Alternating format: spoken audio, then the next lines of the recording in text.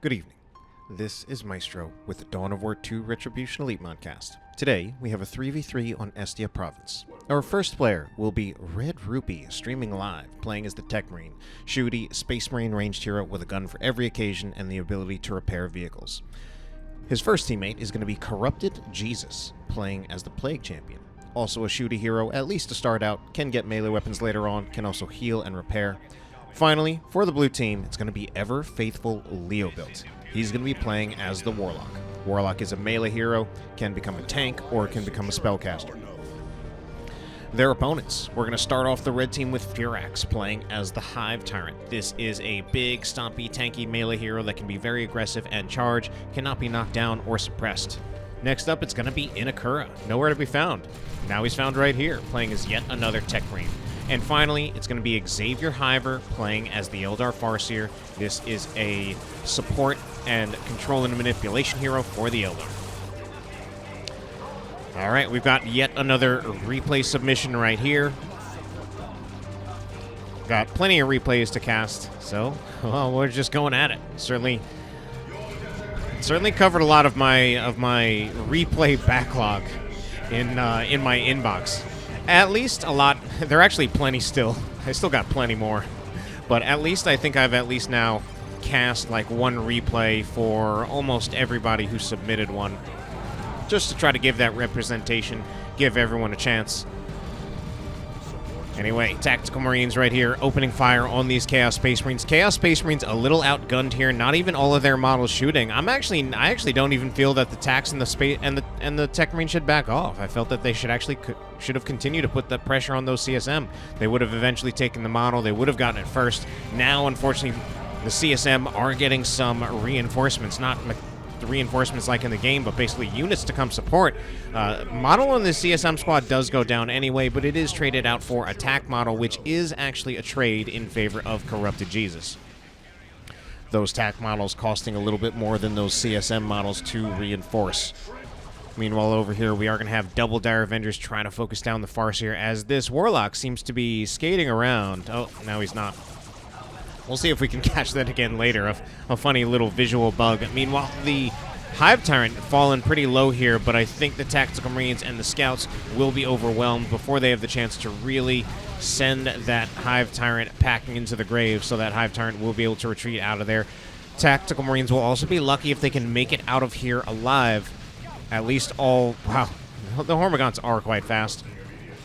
However, since the Hormagaunts didn't... Oh, they might actually pick up the Techmarine, but, I mean, at this point, that's not actually that bad. In fact, they won't even pick up the Techmarine.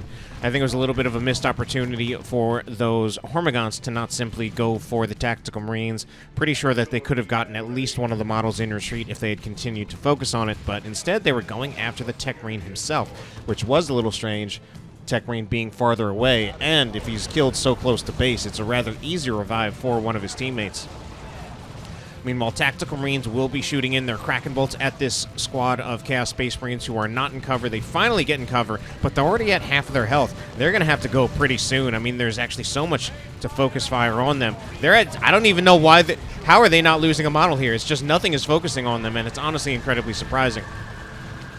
All right, eventually it does look like they will get overwhelmed. CSM at this point I really think should just retreat before they lose a model. He's going to keep him out here. They're moving forward. They're not even in cover. Destructor goes in. Does actually do quite a number on the Devastated Marines. Probably were not at full health by the time they got hit by that Destructor. All right, we finally do see CSM models going down, and finally it is the retreat from Corrupted Jesus. Meanwhile, we are going to have Scouts solo bashing this node. Not a great use of their time. Might have been that he was going over there with the intention of just capturing it, but then a node was put down, and then he decided to bash it, but Scouts will take ages to realistically destroy that power node, so here's why we see the support coming from those Tactical Marines to help all the same. Double Devastators from Red-Rupee. He is having to deal with this Ravener. Where are the Raveners going? Wow, they go for the short-range burrow, but that means that nothing is really stopping this Devastated Marine squad. However, the Hive Tyrant is actually already around the firing arc. Devastated Marines will unleash the Vengeance rounds to do a lot of damage to these Hormagaunts, though, as they capture the point. Vengeance rounds might actually kill... Okay, I was going to say might kill the Hormagaunts if they are not retreated in time. Red-Rupee, what would happen there? I thought he was trying to use the Tactical Marines to bait the Raveners into the mine, but then he moved the tax away from the mine.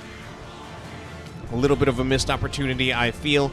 Tactical Marines are still out on the field, but the Raveners are able to move just right up to the Devastators, and they will force them off the field. Raveners, where are you going? Are they looking for some generator bashing? They're just kind of moving around. Ooh, at this point, they're way behind enemy lines. They're very far away from home. I guess they're just looking for a better retreat path, maybe? Question mark? Yeah, there we go. They'll find that better retreat path. Chaos Space Marines, I was going to say, are they going there to look for Force Melee? I think they should have tried Force Melee. I think there was a chance that they could have gotten a Ravener model there.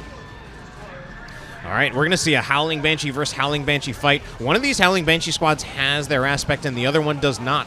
Fight goes in the favor of the squad with the aspect. Grenade will be thrown by the Dire Avengers, does tag a Howling Banshee model. Another one is picked up, I think. And, oh no, not a great position for both of these Devastator Marines to be, finding themselves both getting jumped on by the same Chaos Raptor squad. They'll both get suppressed. They'll both be forced into retreat. One of them lost 2 models. Meanwhile, our Farseer right here is going to be moving up, trying to tie up these Chaos Space Marines in melee. I think Farseer is in a little bit over her head. She is tanking a lot of damage. There needs to be more support for her. Blight Grenade's going to be going in on the Dire Avengers. Will it catch them? They retreat out of there, and they don't get hit by the Blight Grenade at all. Eventually, this Farseer is forced off. I wonder if she had a Spirit Stones caster, if she already used it. Decent chance that she already used it, given that she is a little bit low on energy. All right, meanwhile, we are going to see here is the lane switch. This is going to be FURAX moving over to the middle lane, try to support his teammates. And I think with this approach, this is probably going to force off much of the blue team off the field. Raptors are gone. It's only the Rangers who are left. They need to start moving on out of there. They'll actually just retreat. I don't think it was entirely necessary for them to retreat. I think there was a chance that they might have been able to just back off. However, they don't have their Pathfinder gear. All right, Shotgun Scouts, I think, going to be a little overwhelmed here. Red-Rupee setting up the double Devastators. Grenade goes in, but doesn't connect with anything. The Scouts need to move back. However, one squad of Hormagaunts nearly dead. All right, the first Devastator Marine squad has been breached by the Hive Tyrant. Second one is set up, though, now concentrating the Vengeance rounds on the Hive Tyrant, trying to whittle down its health. This might be a winning engagement for Red-Rupee, especially with the support coming in from Corrupted Jesus. So nice positioning with the double Devastators by Red-Rupee. It's actually a pretty old tactic going double setup teams. Does happen more so often with Eldar than Space Marines, but still viable with Space Marines. Works better in team games than it does in 1v1 games, since it is a very immobile composition. Raptor's going to be jumping in. Suppression will go on to one Devastator Marine squad, and that's going to be Inekura off the field for sure. Only this Techmarine is still here. He's suppressed. He's about to get engaged in melee by the Raptors, and that will have to be the retreat. I don't think there's any chance we do see him go down and retreat. Tax will force melee anyway, just as a matter of course, but it won't be enough. This Whirlwind, a little bit far forward, but there's not a whole lot to threaten it. Tactical Marines right here from Rupee, still just with their default bolters. We do have pretty much all of our players in Tier 2, and aside from that Whirlwind, we're seeing some other Tier 2 purchases coming out, such as this Falcon right here that is helping xavierhiver burn down this generator farm. Looks like he will get the full farm. Right now, ever faithful Leobuilt not choosing to push forward to defend this. He does not have much that can really threaten the Falcon at the moment. Raptor's going to jump in, and I'm not entirely sure about that one. They're going to do fairly minimal damage to the Falcon, and if there are Banshees inside that Falcon, which... Okay, the Banshees weren't inside, though. If the Banshees were inside, they could literally just get out and engage on the Raptors. Back on this side, we are going to see a Hive Tyrant upgraded with the Crushing Claws, so he's going to be doing some massive damage right now. 108 heavy DPS. Heavy melee DPS is the single most powerful weapon for a commander in the game in terms of just raw DPS numbers. Does attack kind of fast, though, and usually for commander weapons, a lower rate of attack is actually better because it generally means higher burst. All right, here is the Chaos Space Marines upgraded to Mark of Tzeentch, but they'll find themselves getting in melee with the Hive Tyrant. Hive Tyrant, though, already really low, as we do have double Mark of Tzeentch Chaos Space Marines out of Corrupted Jesus. Going to be a huge amount of range damage for him. Something that is very much a teams game build, going for double CSM and then fully upgrading both of them with the Mark of Tzeentch. Massive amount of range DPS, good against all targets except for vehicles, which it's not even terrible against, but also very, very expensive to field.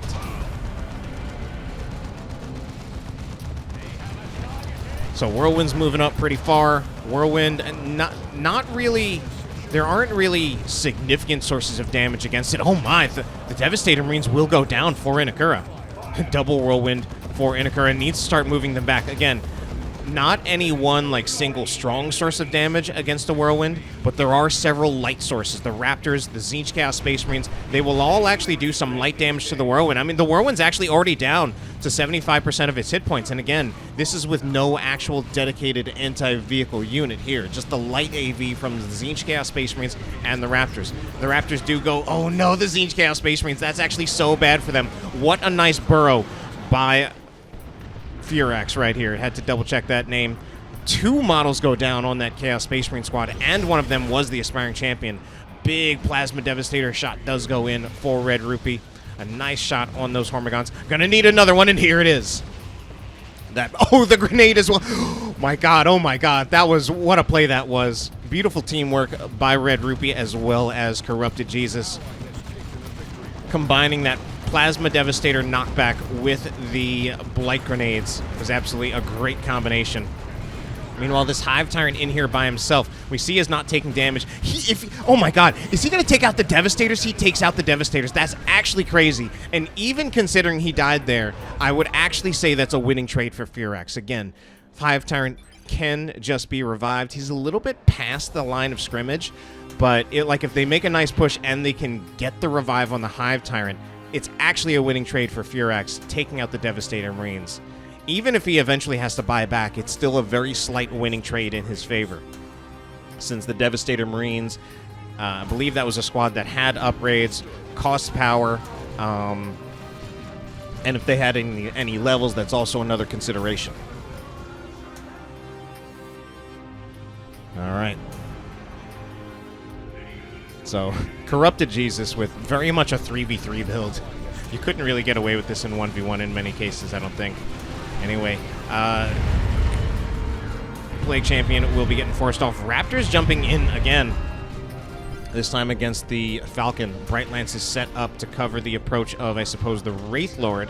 Wraithlord is here. Wraithlord is going to be moving up. Wraithlord also does have the Bright Lance because ever-faithful Leobuilt otherwise really doesn't have much of an answer to the Falcon.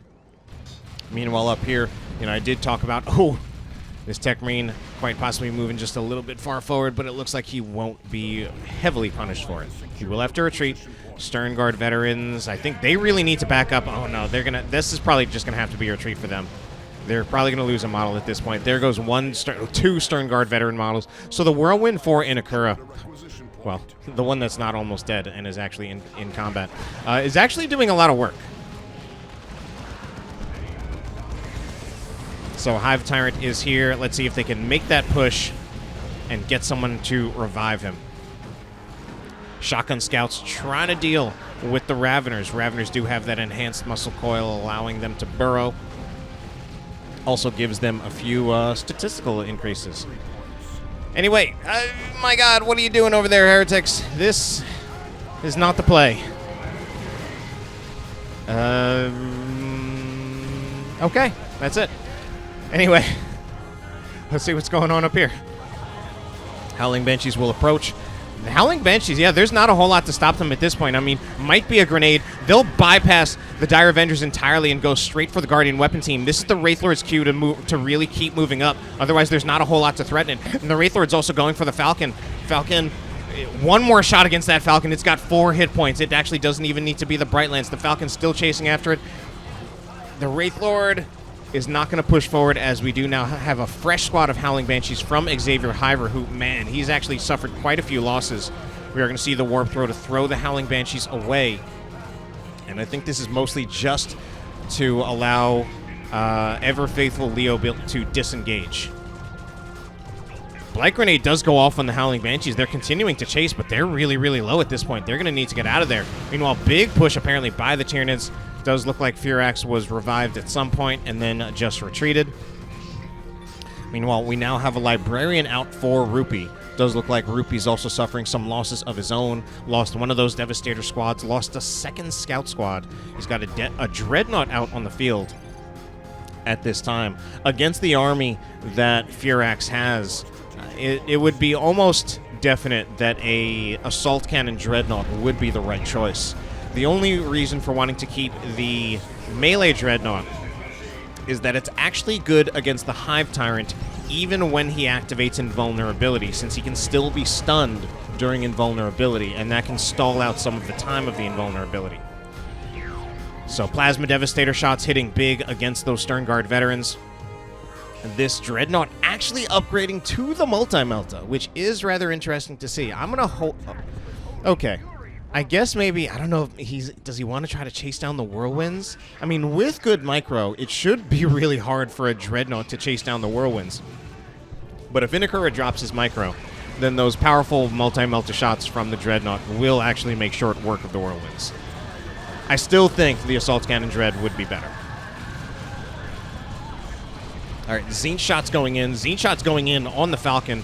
Now going in on some Howling Banshees. One squad of Howling Banshees going to get wiped for xavierhiver. I was about to call him something else. I don't know why. xavierhiver having a really tough time. Meanwhile, there's going to be a big fight between FURAX and Corrupted Jesus. Invulnerability has been activated on the Hive Tyrant, so he's currently taking 0 damage, even if anybody focuses on him. Mark Target has been put on the Tzeentch Chaos Space Marines, so that will be 2 squads of Tzeentch Chaos Space Marines getting out of there. Meanwhile, Noxious Cloud!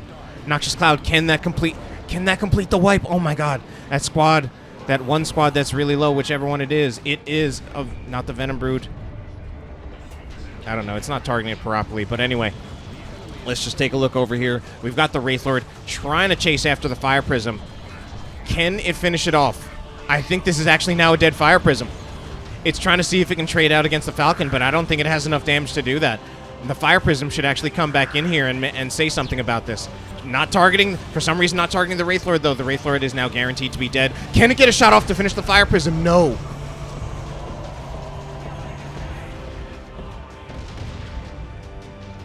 So ever faithful Leobuilt pushing really hard with that Wraithlord. Doesn't succeed in getting any kills. Certainly buys a lot of space, but I'm not entirely sure it's worth it given how expensive the Wraithlord is.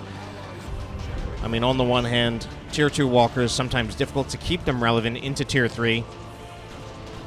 But, gonna be Seer Council now coming out for xavierhiver. Tzeentch Chaos Space Marines taking some shots at the Falcon. Falcon does have its Energy Shield active, though, and with this Energy Shield active, it's actually incredibly tanky.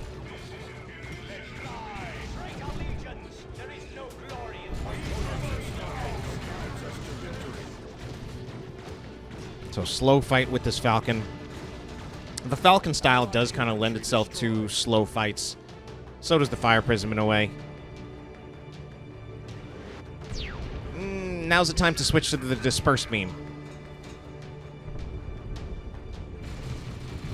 Oh, Tier 3 Lictor moves in, does get detected, will be focused down by those Chaos Space Marines. We still got to switch to the Dispersed Beam. Tier 3 Lictor still going to go in, actually. I don't know about that one. Yeah, and then it just instantly retreats. Raptors have been upgraded with Meltaguns. All right, meanwhile, we are going to see double Plasma Devastator shots hitting a tree. The Melta Dread, what can it do? Now, certainly one of the good things about the Melta Dread is that the Melta Dread fires very, very slowly. And as, you know, kind of what I said before with Commanders, it kind of holds true for anything. Units that fire slowly tend to do higher burst damage. So this Dread does 190 damage per shot. That does mean that if it targets like a squishy squad, it will usually just instantly kill a model with every single shot. All right, big fight right here. We are going to have Invulnerability activated again on the Hive Tyrant. I think it now has expired. Whirlwind just disrupting everything. One squad of Hormagaunts really, really low. The Techmarine is in here. He's only got a Meltagun in the Artificer armor, so he's not going to be great in a melee fight. Here is the Dreadnought coming in again. I think this Dreadnought, multi-melted Dreadnought, also pretty good against the Hive Tyrant, actually, because it can do a lot of damage against it in range. And that's not a dead Hive Tyrant, are you kidding me? 17-9. How is that Hive Tyrant not killed? Anyway, the disruption out of these whirlwinds proven to be a bit much to handle. Plasma Dev Shot goes in on the Techmarine, which is actually kind of lucky for the Dire Avengers. Dire Avengers not able to complete the cap just yet. Finally, the P-Dev Shot goes in. No, it doesn't. It still doesn't even go in on the Dire Avengers. Where is this one going to go in on them? Almost. I mean, if the P-Devs were targeting the Dire Avengers, it would actually just do so much damage to them. Hunter Killer missiles from the Whirlwinds targeting the multi-melted Dreadnought. So are the P-Devs at this time. They'll hit the bunker instead. A lot of misfires. Oh, this is going to be a full retreat as we now see some Lightning Claw Terminators out on the field trying to do some damage, trying to approach the Whirlwinds, but the Whirlwind can just kind of move away from them. I think the Chaos Terminators need to just try to make their exit at this time. Too many. They're kind of just going to get overwhelmed. Oh, we're going to see some friendly fire on the Tyranids by this Fire Prism. So this is going to be Corrupted Jesus pretty much in full retreat. Chaos Terminators obviously can't retreat, so they are just walking out of there, which means they are still very much susceptible to damage. So we're seeing the Falcon continuing to lay in shots, so is the Fire Prism. Both of them could threaten to take a model off of these Chaos Terminators, but again, they do their damage kind of slowly. Still chasing. But the Seer Council, they can do more than threaten to take a model off. There's finally the model. We might even be able to make it 2, but they'll break off their pursuit as we finally get to Corrupted Jesus' base. Meanwhile, the Fire Prism, I think the Fire Prism still needs to move back a little bit. Needs to switch back again to the Dispersed Beam. Is this going to be a Singularity or an Eldritch? It's going to be a Warp Throw into a Singularity. I can't tell if that actually worked out. I forgot. Anyway, Raptor's going to jump in. They do now have Meltas. They do hit one Melta Bomb. It's going to hit rear armor on the Fire Prism, and they're going to finish off the Fire Prism. Just need a few shots. Funny thing is, so I think this Falcon, who was it for? I think for xavierhiver. So, tricky thing about the Falcon is that even though the Raptors were so close, I think if xavierhiver had just made sure that he toggled to the Dispersed Beam, I think he would have been able to keep the Fire Prism alive there, even given how close the Raptors were. So basically, the Fire Prism has 2 firing modes. One of them is basically a spread beam, which I'm calling Dispersed, which is meant for crowd control. It can hit entire squads. The other one is a concentrated beam that, although it can hit infantry, is primarily meant as AV, because it does more raw damage.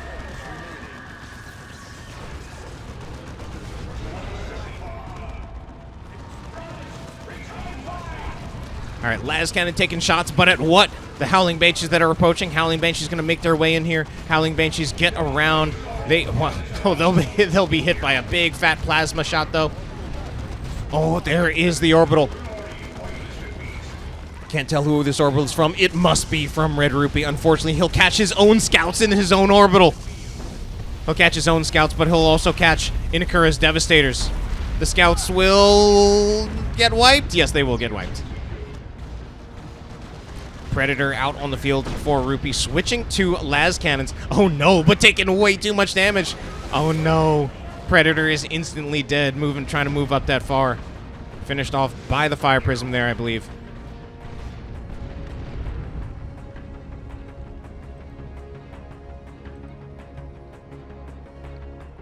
We're going to see a second Fire Prism coming out of ever-faithful Leobuilt. The Whirlwind still actually doing work for Inekura, although at some point one of them has been taken down. Rupee still has one of his the only Dreadnought he's had so far alive. Nice disruption from those Raveners, putting those Tactical Marines, those Stern Guard veterans, and the Librarian in a really bad position. They're trying to get out of there. Disruption coming in from more Fire Prisms. Ethereal Slash going to be doing some damage to those Raveners. That is going to be some Tyranids now in retreat, especially as the Terminators are in there supporting. The Noxious Cloud, I think, is a little bit late. It might pick up a few models. I don't even know if it's picking up any models. I think the best it can do at this point is put a little bit of damage pressure on the Devastator Marines, but otherwise that wasn't the highest value Noxious Cloud. Oh my god, this Fire Prism, why is it so close? Oh my god. Corrupted Jesus there. Not Corrupted Jesus. This is Ever Faithful Leobuilt. He got incredibly lucky not losing his Fire Prism there. Definitely kind of mismicroed that. Really no reason should ever be that close. Rupee! What's going on with this librarian? He gave his life for the chapter.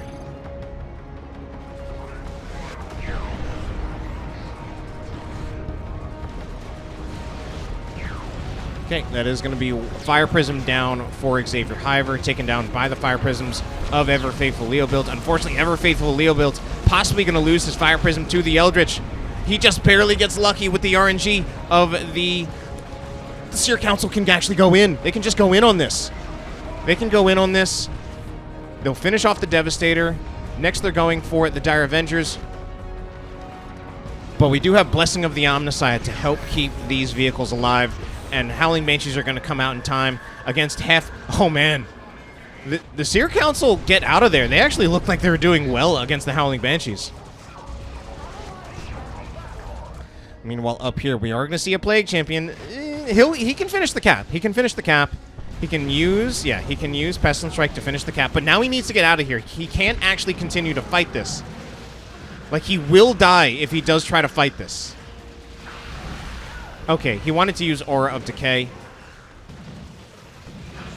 which didn't actually achieve that much more. Like, he got the cap. I guess he just wanted to stall the recap by the red team as long as possible. So, you know, in that sense, given that he didn't lose the Plague Champion in the end, I think he actually played that well.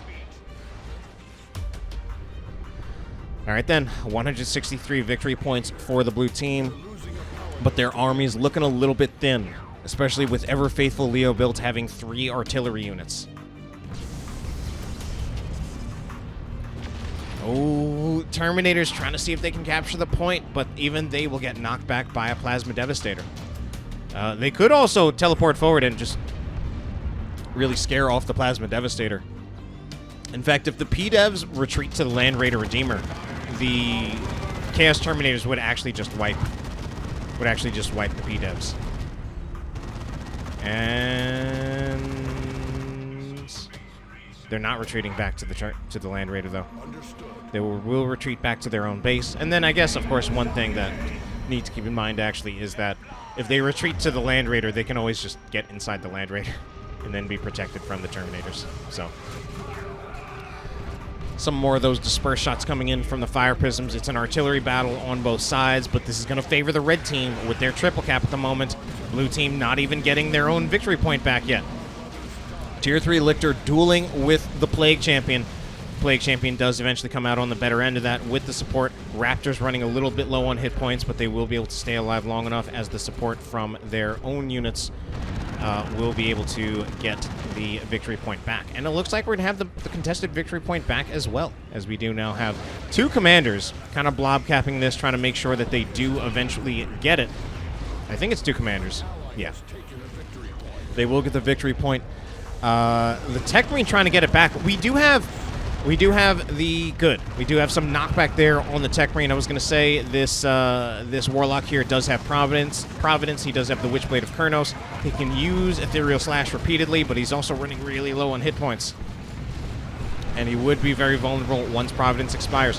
Vanguard Veteran's going to be jumping in. They are targeting the Plasma Devastators, but they will also get hit by the Frag Assault, and that puts them at such low hit points as well. Oh my god, the Vanguard Veterans for Red-Rupee, are they going to get wiped here? This would be so close. Why are the Dark Reapers not opening fire? Dark Reapers just needed to open fire on those Vanguard Veterans, and they might have actually taken them out there.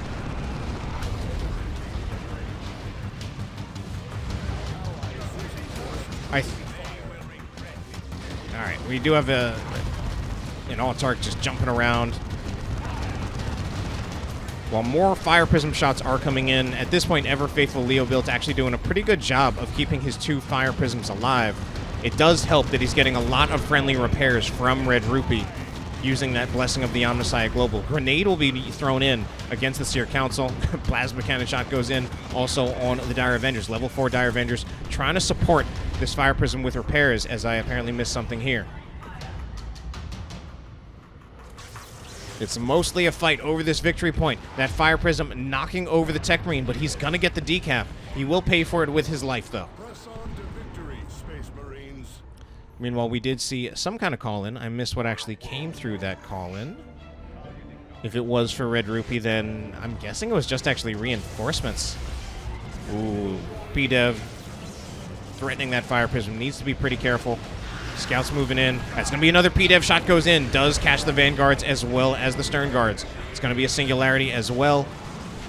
Another P-Dev shot goes in. Meanwhile, over here, we do have a Sneaky Lictor. Sneaky Lictor getting a decap. We do have, this is, I believe, not the Lictor. This is someone else. It's going to be ever-faithful Leobuilt. And they take out the Tier 3 Lictor. Meanwhile, Hive Tyrant will be picking up the contested victory point here. There it is. Oh, and this should be the Vanguard veterans dying on retreat. No. Turns out they've got plenty of hit points actually on that final model, and mark target had expired. Venerable Dreadnought for Inekura. Oh, was that before? No, this is Red-Rupee's thing, so it wasn't. He didn't drop it behind enemy lines. Meanwhile, man, really, really lucky to keep that Venerable alive with the Blessing of the Omnissiah from Inekura. Big fight over this contested victory point. So many plasma cannon shots going in. This Autarch just kind of gives herself up to the void. Frag Assault misses entirely, but the Whirlwind, I believe those were the Whirlwind shots, did not. Oh my god. What's going on? Where is... I can't even see... Oh, there's the Eldritch. It was right in front of me. Eldritch does... Alright, so the Eldritch is going to immobilize and haywire that Land Raider. Oh, that is going to be a kill. That's a wipe on the Fire Prism. Not on the Fire Prism, on the Seer Council. Where is the follow-up to finish off this Land Raider Redeemer? I think, yes, it will go down. Those Fire Prism shots going in. This Fire Prism moving way too close again. It's going to be a dead Dreadnought. Fire Prisms need to back off. Like, why are they in the firing arc of the Devastator Marine Squad?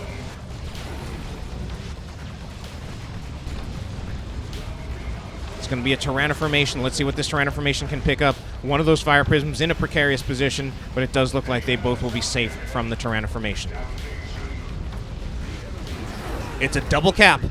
A big fight over the mid-VP, but we are also going to see an attempted back cap. This is going to be by the Farseer. Does she get it in time? She does get it, and she's still here.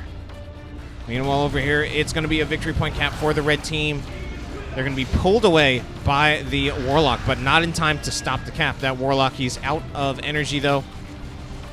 Probably going to be looking for a cast of Providence soon when he does have the energy. And the Venerable Dreadnought for Inekura will activate Stoicism. It's so stoic that it's not even doing anything.